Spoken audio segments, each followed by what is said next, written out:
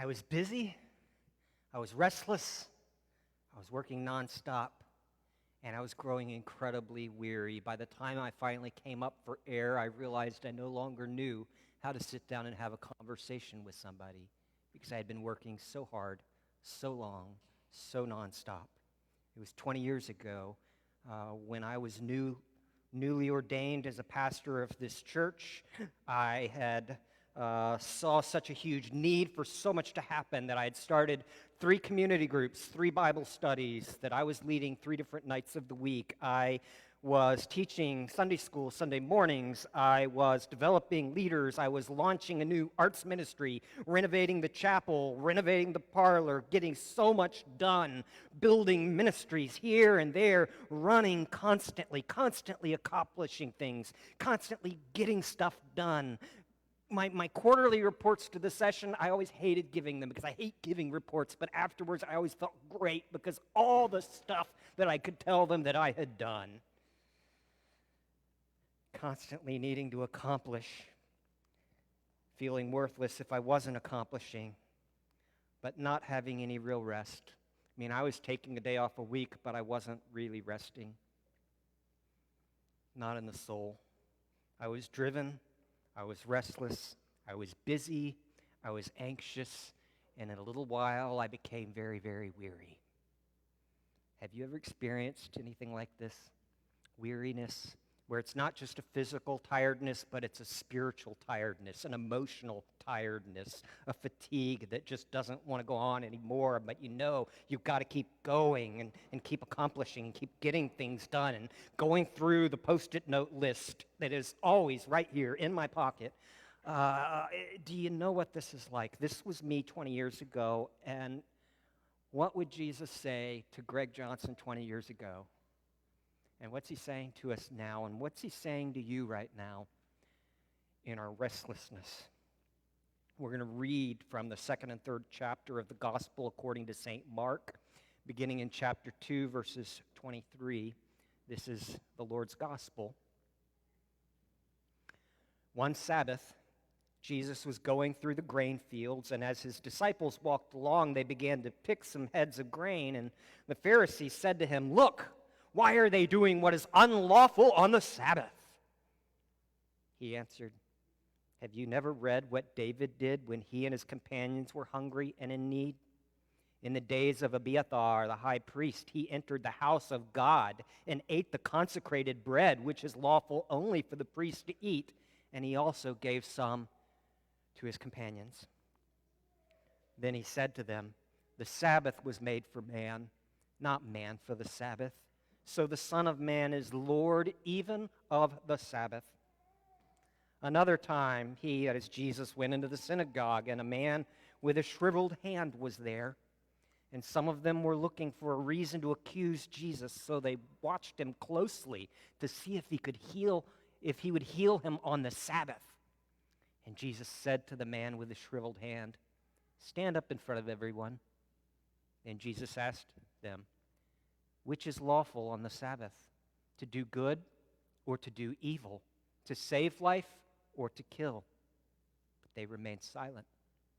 He looked around at them in anger and, deeply distressed at their stubborn hearts, said to the man, "Stretch out your hand."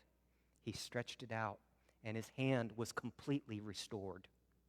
Then the Pharisees went out and began to plot with the Herodians how they might kill Jesus. What do we see here? Well, first we see Jesus emphasizing the beauty of the Sabbath. The Sabbath was literally, in Hebrew, it was the Shabbat. It was Saturday. But there was this principle from creation of one day being set aside for rest.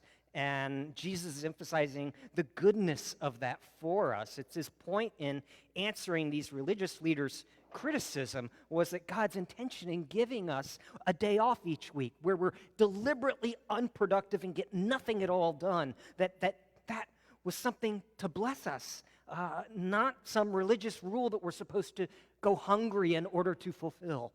Jesus said, "Haven't you read what David did? David, when his men were hungry, he went into the temple of God and took the consecrated bread from the altar and ate it because human life is valuable. And ceremonial rules, as valuable as they are not as valuable as people. And Jesus said the Sabbath was made for us, not us for the Sabbath. It's not some religious rule that we're supposed to do in order to build some righteousness for ourselves so we can feel good about ourselves and that we dare not violate under any circumstances. It's something that's there for our benefit, this design of a weekly Sabbath fitting that pattern that God himself, that God-like pattern of creating in 6 days, and each day, at the end of the day, setting aside his work and say, it's done. And then there was evening, and there was morning, a first day. And then there was evening, a morning, a second day, this pattern of every single day getting to a point in your day where you set your work down and you say, it's all done, now I'm just going to be. And then getting up the next day and doing what has to be done and setting it aside. If you can't do that, you're going to die. It will destroy you. If you can't put the phone down, if you can't check email, if you can't refuse to check email one more time,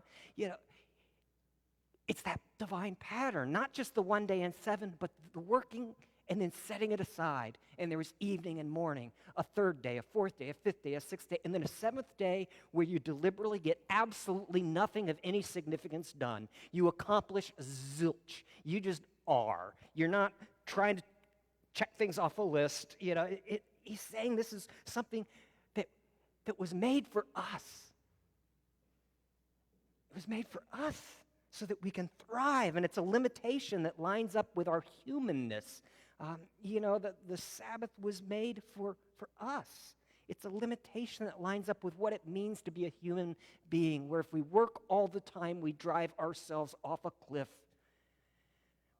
Like a fish has a limitation.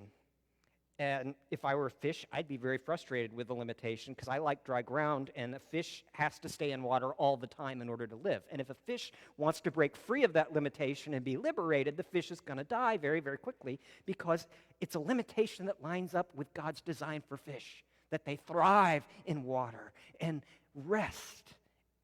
Daily rest and weekly rest is something that lines up with our human nature. It's not a question of whether we have limitations. We all have limitations by nature. The question is, which limitations actually benefit us? Which limitations actually help us thrive? When you can set aside the schoolwork and say, that's just going to have to get done another time.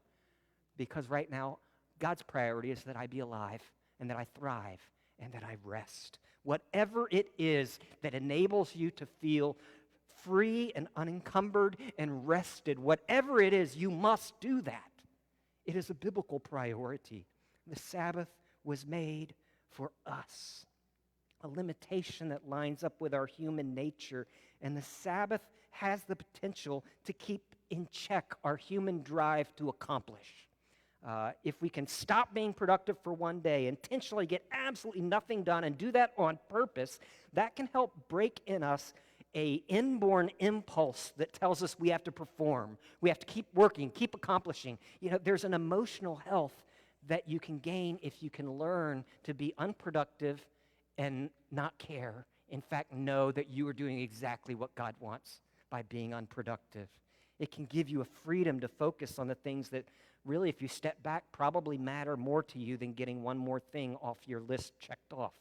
The fact that Jesus even had to ask this question of the Pharisees of whether it's lawful on the Sabbath to do good or to save life, and the fact that they remained silent, they couldn't answer it because their legalism had put them in a position where they thought it was a sin to do good because you're doing things. They missed the fact that this is a gift, and that it can liberate the stressed out soul. I remember when I was in high school, I didn't yet know Jesus, and I was a straight A student.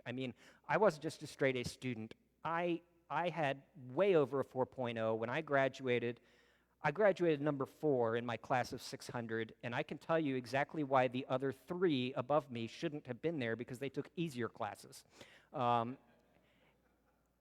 But I wouldn't have been lying. But I was the driven kid. The one thing I was good at was schoolwork. I wasn't good at sports. I wasn't popular. I didn't look great. I was just this skinny kid.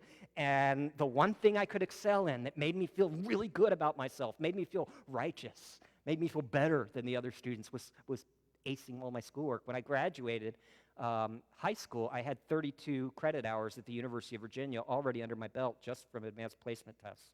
I still had to go 4 years because of but in those 4 years I got to take, history of England 1 through 5, Greek, these aren't architecture classes, Roman architecture 1 and 2, stuff that for me was really nerd and funny and great and wonderful.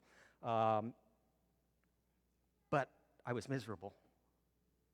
I was constantly striving. There was never a time when I was conscious that I wasn't working on something or worrying about something. And if I ever did rest, I felt guilty resting because I felt like I should be getting something done. And I remember when someone at my church challenged me on the notion of a Sabbath. I didn't grow up Christian, I grew up atheist. I didn't really know the Bible or anything like that, but at first I was like, okay, well, if this is something that's really important to God and it's one of the top 10 list, it's a command, okay. And I remember it was my second year of college. And what I found, I was accepting the fact that I might have to get an A- in something because I wouldn't have enough time. But what I found when I deliberately was unproductive on Sundays is Sunday very quickly became my favorite day of the week.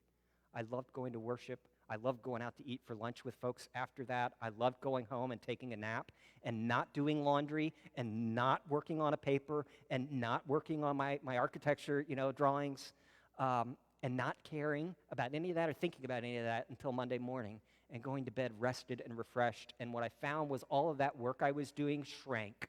In God's design, it shrank. And I was still making A's. But God shrank the work because he wanted me to rest. We see here the beauty of the Sabbath. But we also see our temptation to view the Sabbath rest, that weekly rest and that nightly rest, through a legalistic grid instead of seeing it as grace, seeing it as a work, a human work that we do. What's the difference? If you see the Sabbath as a work that you do for God, then you're going to be working by observing the Sabbath. You're going to be striving by observing the Sabbath because you think it's a rule that he gives so that you can prove that you're good enough, right enough, faithful enough.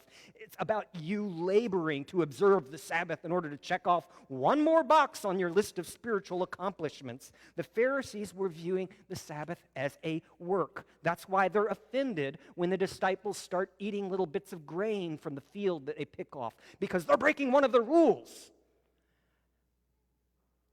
Do you really think God cares? Jesus didn't. Look, why are they doing what is unlawful on the Sabbath? Well, it wasn't unlawful according to God's law. It was unlawful according to their 8 billion extra legalistic rules that they built around it in order to keep from breaking the Sabbath, even though they were by default breaking the Sabbath by their Sabbath keeping because they were viewing it as a work that was ultimately all about them and their self-righteous agenda of proving that they're one of the good people so they can look down upon all the bad people so that they can feel justified about themselves. It's a work of religious self-advancement. And Jesus says, no, it wasn't. It was made for man, not man for the Sabbath. But that was the Pharisees' motivation, that human beings owe something to the Sabbath, and they have to keep up with it, never stepping off that performance treadmill so that they can work up their own righteousness. It became, therefore, all about them. And it became a deeply selfish thing, because they were using God's commands in order to build their own godless, damnable self-righteousness so that they could look down on other people and feel confident about themselves. That is never why God instructs us.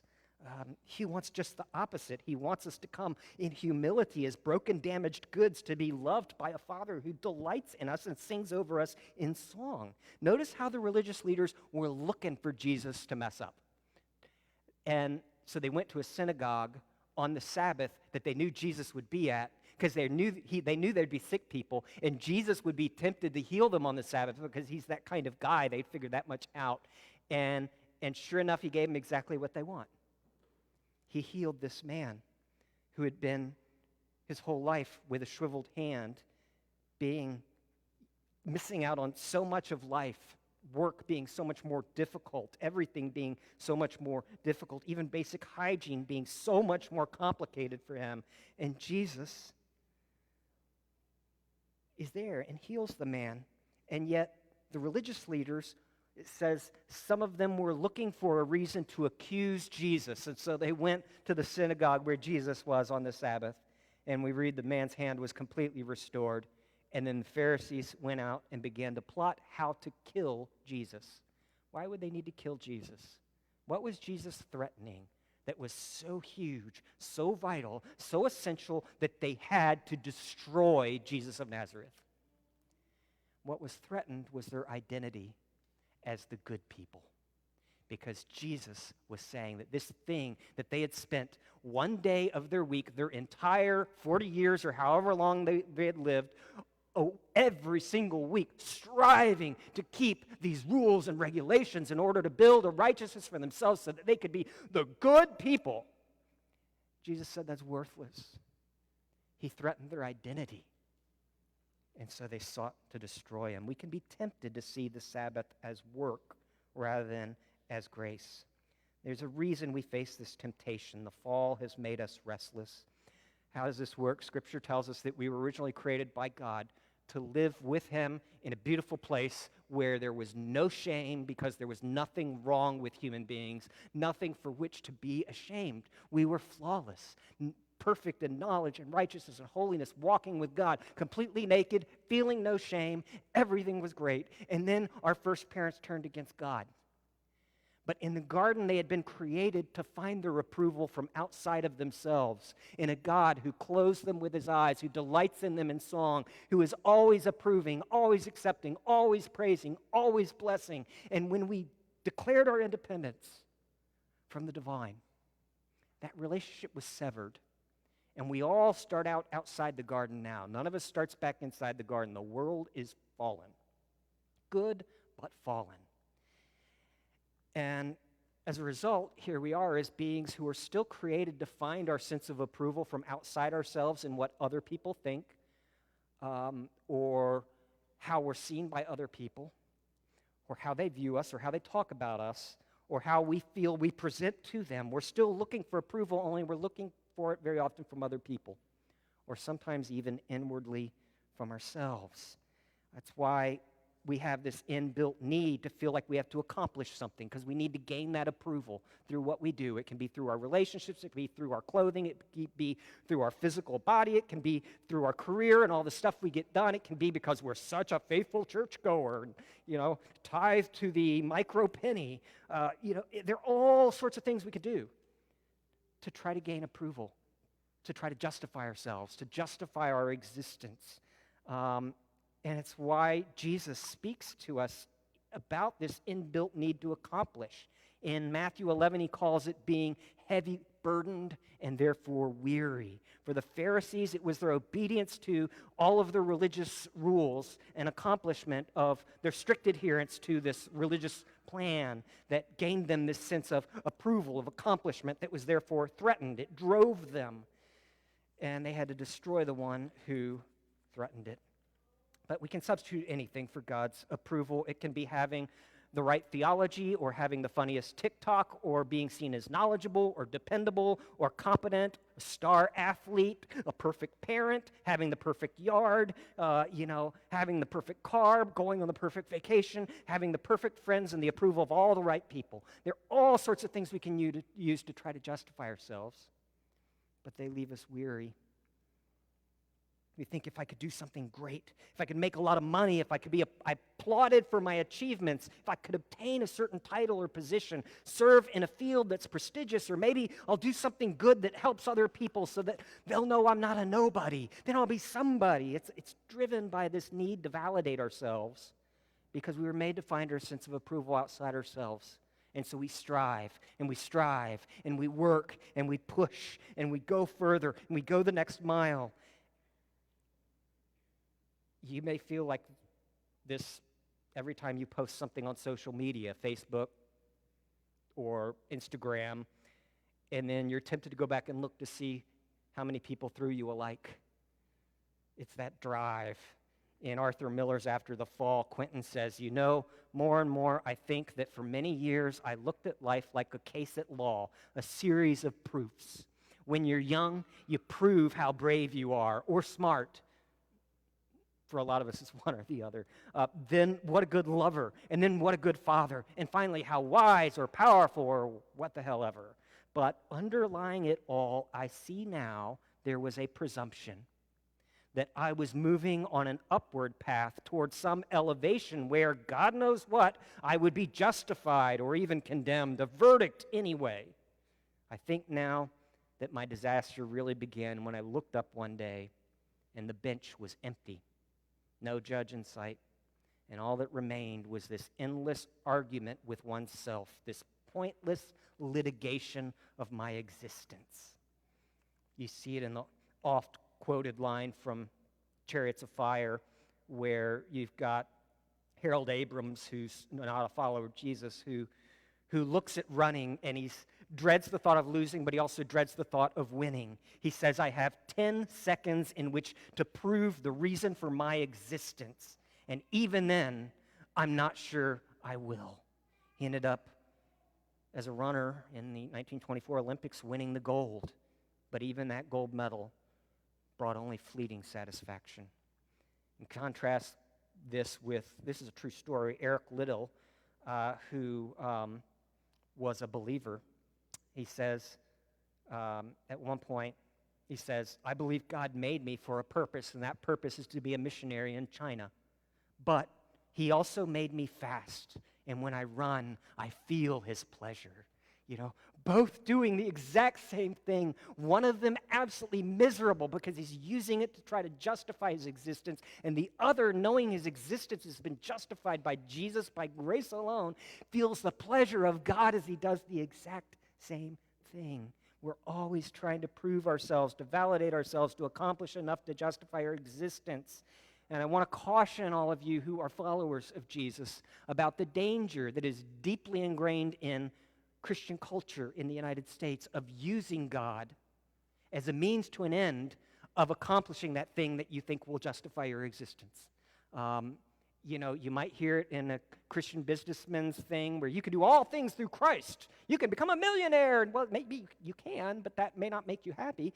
And when Paul talked about doing all things through Christ who strengthens him, he was in jail, and he was saying, I can suffer through Jesus Christ. He wasn't saying, I can get 17 Rolls Royces through Jesus. He's not using God to get something that he thinks will make him happy, because that would be his Savior, and that would then be his Lord. And God would just be a tool. Be careful about trying to use God to get something, whether it's being a great athlete, whether it's being an accomplished business person, being the perfect parent, thinking that that's what you need, that's your Lord and Savior, and you're going to use God to get it, because God will not be used. He is not a prostitute. He is looking for love. He is looking for relationship. Why do we feel this need to justify ourselves? In one level, it's an effort to cover over our shame. When our first parents were expelled from the garden, their first emotion they experienced was shame. And shame is that voice in your head that says, you stink, you're a nobody, you suck, you're worthless.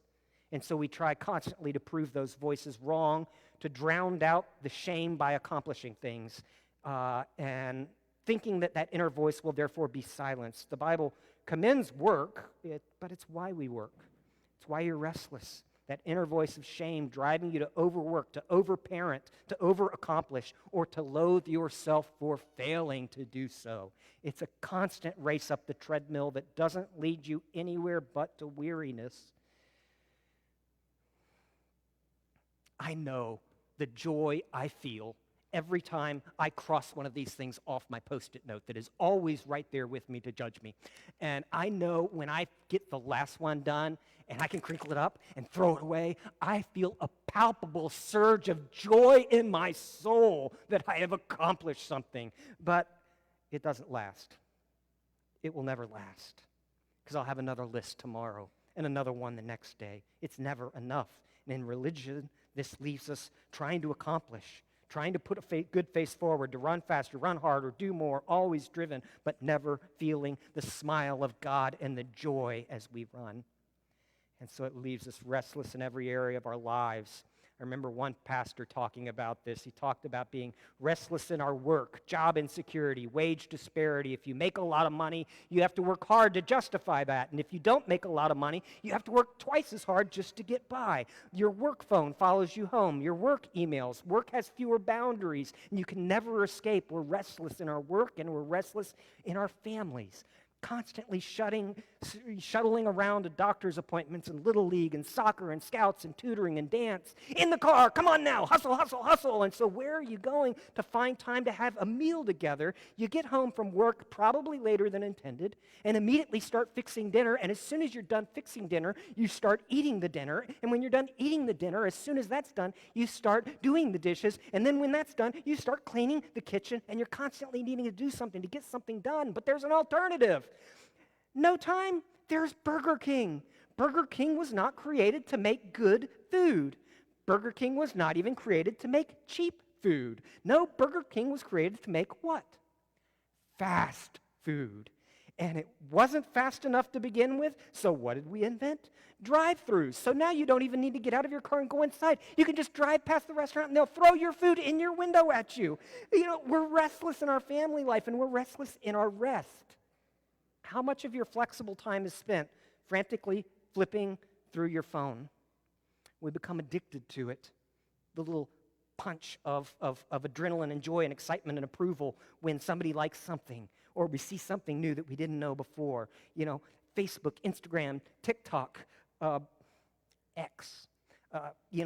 I can spend an entire day just cycling through apps and news websites and emails, and then when I'm done, it's time to go through them again. And then when I'm done, it's time to go through them again. And I will totally lose an entire day off if I let this happen. You know, at times I have to turn off my phone for a whole day just so I don't end up cycling through apps in an never-ending, need to accomplish it, to catch up.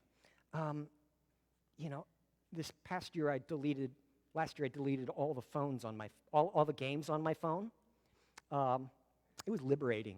It was really great because I realized that all of these games are designed to keep me anxious and to keep me going.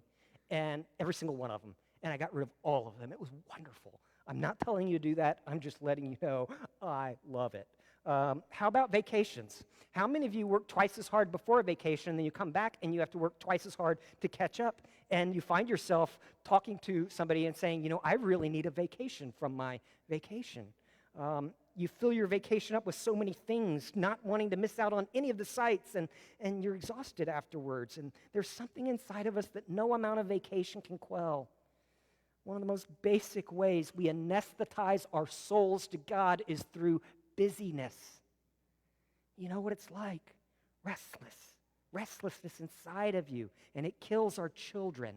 And it empties our relationships of everything that matters because you can't sit still. You can't look somebody in the eye. You're too distracted from all the things in your life, and it ruins and wounds those we care about the most. So how do we break free of this universal human need to prove ourselves, to cover our shame, by accomplishing or being successful at something, anything?